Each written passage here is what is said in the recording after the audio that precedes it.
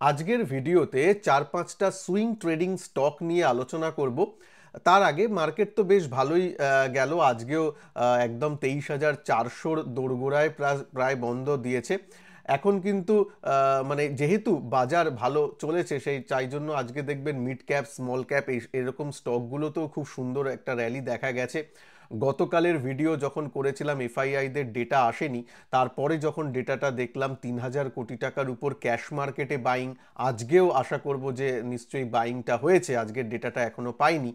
তো মোটামুটি এফআইআইরা যদি এই পরপর 2 দিন 3 দিন এরকম যদি ফিরে আসে তাহলে মোটামুটি ভালো হয়। তাই জন্যই দেখবেন আমি কিন্তু আমার চ্যানেলে যদি বিগত 1-2 মাস দেখেন তেমন কোনো স্টক কভার করিনি। হ্যাঁ, 2 উইক আগে আমি 6টা স্টক 10টা স্টকের মতো কভার করেছিলাম, সেই ভিডিওটাও এই ভিডিওর শেষে দিয়ে দেব।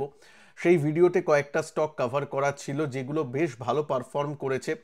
এখন সেগুলোতে তার একটু আপডেট দেবো এবং তার সাথে সাথে নতুন আরও 5টা স্টক আপনাদের সামনে তুলে ধরবো উইথ স্টপ লস এবং কন্ডিশন এবং স্টপ লস। প্রত্যেকটা স্টকের কিন্তু স্টপ লস অবশ্যই জেনে কাজ করবেন। যারা স্পেশালি ট্রেডিং করেন বা একটু পজিশনাল ট্রেডিং করেন তাদের জন্য কিন্তু স্টপ লস অনিবার্য।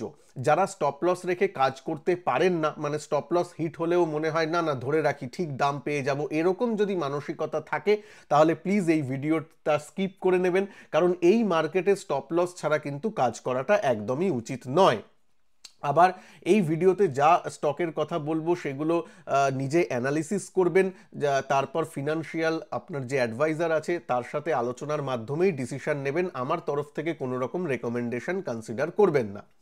এবার আসি যে আগের যে 5টা স্টক নিয়ে 6টা স্টক নিয়ে আমি বলেছিলাম আগের ভিডিওতে, সেখানে যেমন আপনার বাজাজ হাউজিং ফিনান্স বলা ছিল 114 টাকায় তখন চলছিল, এখন 123 টাকা হয়েছে। এখন স্টপ লসটা তার 114 টাকায়, মানে কেনা দামে নিয়ে আসতে হবে যাতে এই ট্রেডটা থেকে লস না হয় বা এই স্টকটা থেকে লস না হয়, এটা কিন্তু জানা দরকার। সিডিএসএল তখন 1,055 এরকমে চলছিল, এখন তার থেকে 10-15% বেড়ে গেছে। স্টপ লসটা অ্যাটলিস্ট কেনা দামে নিয়ে আসতে হবে। ঠিক তেমনি কেফিনটেক তখন 930 টাকায় ট্রেড করছিল, এখন 1,100 টাকা হয়ে গেছে আজকে। তো এখন কেনা দামে বা 1,000 টাকায় স্টপ লসটা রেখে দিতে হবে যাতে এই ট্রেড থেকে আমার একদমই লস না হয়। এই ব্যাপারগুলো কিন্তু একটু মাথায় রাখবেন। এইগুলো ছিল আপডেট। এসআরএফ স্টকটা 2,850 টাকায় বলা ছিল ওই ভিডিওতে, সেটা এখন 3,000 টাকা হয়ে গেছে। কেনা দামে স্টপ লসটা এগিয়ে আনতে হবে। আর আরেকটা স্টক বলা ছিল এশিয়ান পেন্টস, ওগুলো তো স্টেবল স্টক, ওগুলো মোটামুটি আছে নিজের জায়গায়। তবে এই 3-4টে স্টক কিন্তু বেশ ভালো মুভমেন্ট দিয়েছে। কেইন্সও ভালো মুভমেন্ট দিয়েছে, তারপরের দিন লাইভে আমি কেইন্স টেকনোলজি নিয়ে বলেছিলাম, সেটাও ভালো মুভ দিয়েছে। যাই হোক না কেন, এখন স্টপ লসগুলো নিজের কেনা দামে নিয়ে আসবেন বা তার একটু উপরে, যাতে এই ট্রেড থেকে লস না হয়, কারণ বাজার কখন ঘুরে যাবে আমরা হয়তো কেউ জানি না। তো এবার আমি আসবো নতুন কিছু স্টকে। আর আরেকটা প্রশ্নের উত্তর আমি দিয়ে নিই যে অনেকজন হয়তো বলেন দাদা মানে প্রত্যেক উইক বেসিসে যে আরও কিছু স্টকের কথা বলুন, আরও কিছু স্টকের কথা বলুন। দেখুন, আমার চ্যানেলটা এরকম নয় যে আমি প্রতিদিন আপনাকে 5টা স্টক বলবো আর বলবো যে প্রত্যেকটা স্টকই 30% বাড়ার সম্ভাবনা আছে, 40% বাড়ার সম্ভাবনা আছে, এরকম বলবো আর প্রত্যেক দিন আপনাকে 5-6টা স্টক বলবো। সেটা বললে নিশ্চয়ই আমার ভিউয়ারশিপ বাড়বে, কিন্তু সেরকম এটা তো প্র্যাকটিক্যাল নয়। প্রত্যেক দিন যদি 5টা স্টক আমি আপনাকে ওয়াচ লিস্টে রাখতে বলি আর বলি যে ফিনান্সিয়াল অ্যাডভাইজারের অ্যাডভাইস নিয়ে কাজ করুন, তাহলে এক মাসে টোটাল 30টা ভিডিওতে 3-5-15 150খানা স্টক হয়ে যায়। 150খানা স্টক নিয়ে যদি লিস্ট নিয়ে আপনি ফিনান্সিয়াল অ্যাডভাইজারের কাছেও যান, তিনিও তো আপনাকে পেটাতে আসবে যে 150খানা স্টক আমি তোমার জন্য অ্যানালিসিস করতে বসবো। তা এটা একটা প্র্যাকটিক্যাল ব্যাপার। তাই জন্যই দেখবেন আমি অল্প সংখ্যক স্টক যেটা প্র্যাকটিক্যাল সেই অনুযায়ী বলি, যার মধ্যে আমি নিজেও তার মধ্যে থেকে কিছু স্টকে নিজে ট্রেড করি, নিজে ইনভেস্ট করি, ঠিক কি না? আর এই ডিসক্লেমার, এই যে 5টা স্টক নিয়ে আজকে আলোচনা করব তার মধ্যেও কিছু স্টকে আমার পার্সোনাল ইন্টারেস্ট থাকতে পারে বা আমার পার্সোনাল পজিশন থাকতে পারে, সেই অনুযায়ী আপনাকে বললাম নিজের ফিনান্সিয়ালের অ্যাডভাইজারের অ্যাডভাইস নিয়ে কাজ করবেন আর স্টপ লস স্ট্রিক্টলি মেনে চলবেন, যেগুলো আমি বলছি। প্রথম যে স্টকটা আপনার রাডারে আনবো সেটা হচ্ছে আইটিসি হোটেলস। আইটিসি থেকে এটা ডিমার্জ হয়েছিল, তাই আইটিসি হোটেলসের যদি মানে আপনি বলেন চার্টে হিস্ট্রি আছে খুব বেশি, তা কিন্তু নয়, নতুন এটা একটা স্টক। তো তার ফান্ডামেন্টাল বা ওই টেকনিক্যাল চার্ট অতটা পরিপক্ক হয়নি, সেটা একটা রিস্ক আছে। তাও এখন আজকের দিনে স্টকটা 198 টাকায় বন্ধ হয়েছে, মোটামুটি ভালো লাগছে, একটু নিজের ওয়াচ লিস্টে রাখতে পারেন। মোটামুটি একটা টেকনিক্যাল চার্টে ব্রেকআউটের মতো হয়েছে, যতটা সীমিত টেকনিক্যাল চার্ট আছে স্টকটার। আর আইটিসির একটা প্যারেন্টেজ আছে, ভালো কোম্পানি আমরাও জানি, তো মোটামুটি এটা দেখা যেতে পারে। স্টপ লস কিন্তু 175-এ থাকবে, এটা মনে রাখবেন। স্টপ লস 175 থেকে 180 এর মধ্যে থাকবে। এখন স্টকের দাম চলছে 198 টাকা।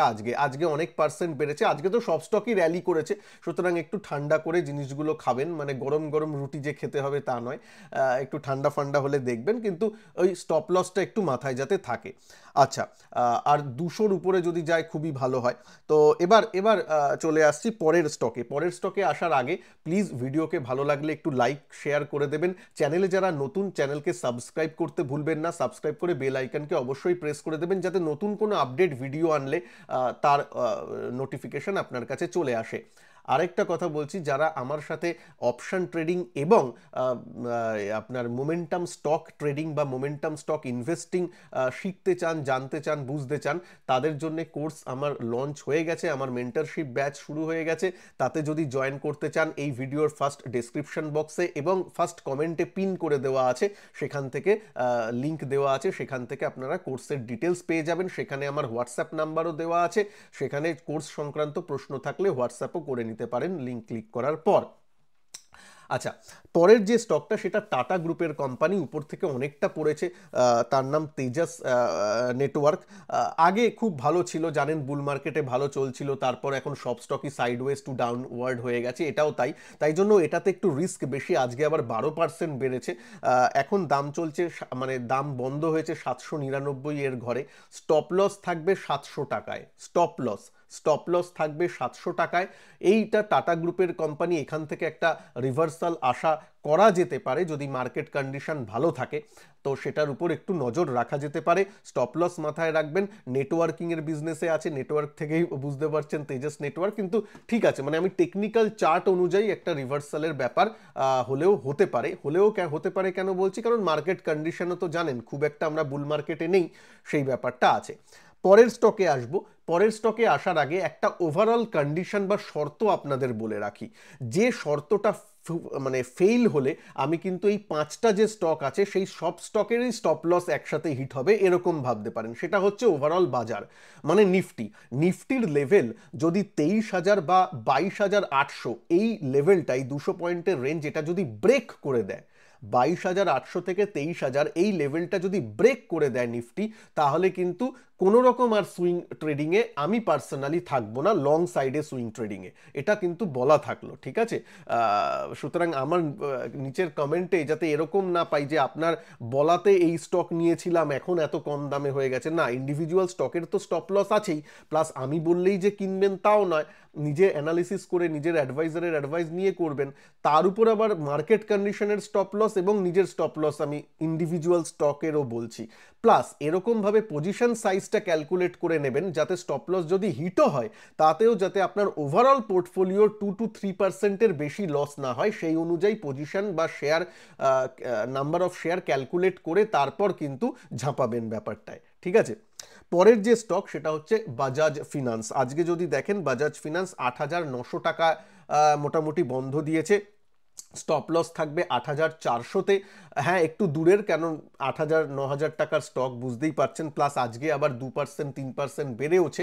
একটু ফিনান্স এবং এই যে এনবিএফসি এসবের প্রতি একটু ভালো হচ্ছে এখন এই সেক্টরটা, তার দিকে একটু নজর রাখা যেতে পারে। তার মধ্যে Bajaj finance one of the ভালো পারফর্মিং স্টক, মানে এই ডাউন মার্কেটেও সে দাঁড়িয়ে আছে, রেজিলিয়েন্স দেখাচ্ছে, সুতরাং এটা থাকবে থার্ড পিক। তারপরের স্টকে আসি। তারপরের স্টকে 4 নম্বর স্টক হচ্ছে একটা কেমিক্যাল সেক্টরের স্টক। কেমিক্যাল সেক্টরের মধ্যে আগে আমি এসআরএফ কভার করেছিলাম 2,850 টাকায়, সেটা 3,000-এ চলে গেছে। এখন স্টপ লসকে 2,850 বা 2,900-তে নিয়ে আসবেন, সেটা তো বলেইছি ভিডিওর শুরুতে। আরেকটা কেমিক্যাল সেক্টরেরই স্টকের কথা বলছি, একটু দেখতে পারেন। বা একটু ওয়াচ লিস্টে রাখতে পারেন, একটু নাড়াচাড়া করতে পারেন দেখে, সেটা হচ্ছে নবীন ফ্লুরিন। নবীন ফ্লুরিনের দাম আজকে মোটামুটি 4,250 টাকার আশেপাশে এখন চলছে। স্টপ লস থাকবে 3,900-তে, কারণ এটা খুব মুভমেন্ট করে, জানেন এগুলো small cap mid cap stock, একদিনের ভোলাটিলিটি খুব বেশি থাকে, তাই জন্য ক্লোজিং বেসিসে একটু দেখা উচিত। স্টপ লসও বললাম 3,900, 4,250-এ চলছে। কেমিক্যাল সেক্টরটা একটু ভালো করছে, তার মধ্যে যে সব স্টক ভালো করছে তা নয়, কিন্তু মোটামুটি সেক্টরটা অ্যাজ আ হোল বেশিরভাগ স্টক কিন্তু একটু দাঁড়িয়ে আছে বলে মনে হচ্ছে। বাজার ভালো হলে এগুলোর দিকে একটু নজর রাখা যেতে পারে, সেই দিকে একটু দেখবেন। চারটে স্টক আমি কভার করলাম, আর বাদবাকি যদি স্টক বলেন, আর একটা আমার কাছে স্টক নেই, সেই অর্থে একটা ইটিএফ নিয়ে বলবো, তারপর আরও তিনটে স্টক নিয়ে জাস্ট একটু বলে দেবো। একটা ইটিএফ নিয়ে বলছি, সেটা হচ্ছে মোমেন্টাম যে ইটিএফ আছে, তার দিকে বাজার যদি ঘুরে যায়, আবার যদি মোমেন্টাম মানে ফিরে আসে বাজারে, তাহলে কিন্তু মোমেন্টাম ইটিএফ বা মোমেন্টাম মিউচুয়াল ফান্ড যেগুলো আছে তার উপর কিন্তু একটু নজর দিতে পারেন। মোমেন্টামের উপর আমার একটা ডিটেলস ভিডিও আছে, আমি নয় এন্ড স্ক্রিনে সেই ভিডিওটাও দিয়ে দেব।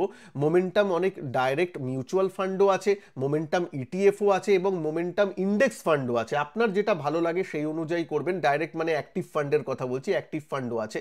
তো আপনার যেটা ভালো লাগে করবেন। আমি মোমেন্টামের ভিডিওটা এই ভিডিওর এন্ড স্ক্রিনে শেষের দিকে দিয়ে দেবো, ক্লিক করে দেখে নেবেন, ওখানে ডিটেলস নাম দেওয়া আছে। সুতরাং এই ভিডিওতে নাম বলে আবার বড় করার আমি পক্ষপাতী নয়।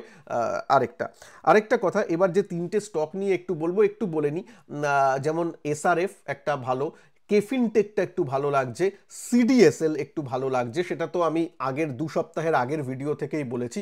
যদি বলেন এখন আবার নতুন করে নেওয়া যায় কিনা, এখন তো দামটা বেড়ে গেছে। দেখুন, প্রত্যেকটা জিনিসই একটা পার্টিকুলার দামে ভালো লাগে। হ্যাঁ, স্টকগুলো ভালো সবাই জানে, কোম্পানিগুলো ভালো আমরা জানি, কিন্তু ওই মানে নেওয়ার পর যদি আবার 10% যে নিচে নামতে পারে না, এটা কেউ বলতে পারে না। এবার 10% নামলেই আমরা ভাববো যে বাবা কি হলো, বাজে জিনিস হয়ে গেল, তাই না? তো সেইটা যারা পারেন না তাদের জন্য বলবো আবার দামটা ঠিক জায়গায় আসুক, তখন নয় দেখবেন। যদি 2 সপ্তাহের আগের আমার ভিডিও মিস করে থাকেন তাহলে তো কিছু করার নেই। এই জন্যই বলি চ্যানেলটাকে একটু সাবস্ক্রাইব করে রাখুন, যাতে আমি নতুন ভিডিও আনলে সেটা আপনার কাছে ইউটিউব পৌঁছে দেয়। আর চ্যানেলকে একটু লাইক করে রাখবেন অবশ্যই। এই কটা স্টক নিয়ে আলোচনার বিষয় ছিল। আবারও বলছি, নিজের ফিনান্সিয়ালের অ্যাডভাইজারের অ্যাডভাইস নিয়ে কাজ করবেন। এর মধ্যে কয়েকটা স্টকে হয়তো আমার পার্সোনাল ইন্টারেস্ট এবং পার্সোনাল পজিশন থাকতে পারে, একটা ডিসক্লেমার দিয়ে দিলাম। তবে আমি যা করছি সেটা আপনাকে করতে হবে, একদমই নয়। নিজের একটু আলোচনা করবেন অ্যাডভাইজারের সাথে, নিজে একটু অ্যানালিসিস করবেন, স্টকের চার্ট দেখবেন, ফান্ডামেন্টাল একটু যারা অ্যানালিসিস করেন তারা সেটা করবেন, করে ডিসিশনটা নেবেন। ভালো থাকবেন সবাই, ভালো থাকবেন। নমস্কার, জয় হিন্দ, বন্দে মাতরম।